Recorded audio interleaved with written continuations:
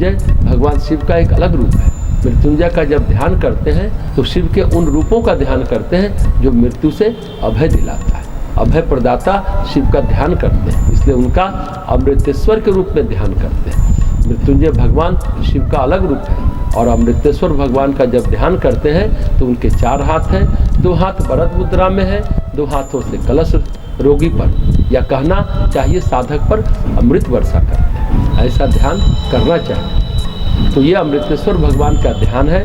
यहाँ पार्वती माता अमृता देवी के रूप में अमृत प्रदान करने वाली देवी। इसमें मंत्र नहीं है, लेकिन ओम अमृतेश्वर भैरवाय नमः करके ऐसा मंत्र है।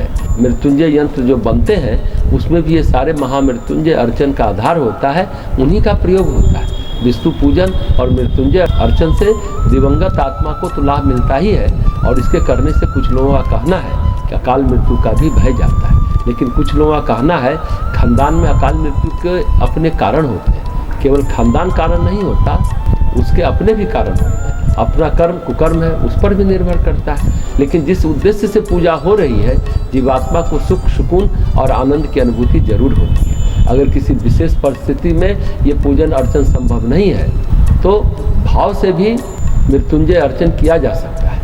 उनके मंत्र का जप ओम अमृतेश्वर भैरवाय नमः किया जा सकता है। स्थूल पूजन सामग्री चढ़ाने की स्थिति न हो तो भाव से पूजन सामग्री चढ़ाएं। भाव से भगवान अमृतेश्वर और माता अमृता देवी का ध्यान करते हुए पूजन करें, जप करें तो उसका भी पर्याप्त लाभ मिलता है। और भी एक तरीका है, भगवान विष्णु की एक पीतल की मूर्ति आती है, सभी पुरोहितों के पास ये होता है।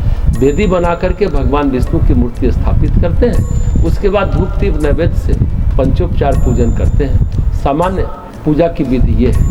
इसका भोग आरती करते हैं, उसके बाद विष्णु सहस्त्र नाम का पाठ करते हैं। ये विष्णु भगवान की सामान्य पूजा है। उसी तरह मृत्युंजय मंत्र की सामान्य पूजा करने के लिए भगवान शिव का पार्थिव लिंग मिट्टी का बनाते हैं। अभिषेक में ये कहते हैं कि अमृत की जो जलधारा भगवान के ऊपर डाल रहे हैं वही प्रसाद के रूप में निकलकर हमारे निकट आ रही है। भगवान शिव की मूर्ति मिल जाती है, लेकिन वो कम मिलती है।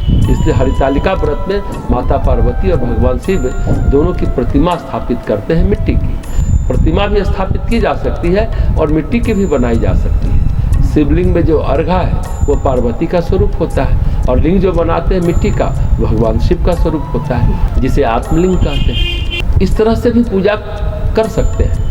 अभिषेक करते हुए, पूजन करते हुए उस अमृत धारा के अनुसार प्रार्थना करते हैं कि भगवान शिव की कृपा से जो जीवात्मा शरीर छोड़ी है उसका कल्याण हो। सामान्य तौर पर तो कृष्ण पक्ष चतुर्दशी हर एक मास में आता है, उस समय भी किया जा सकता है, और श्राद्ध के बीच में तो कर ही सकते हैं।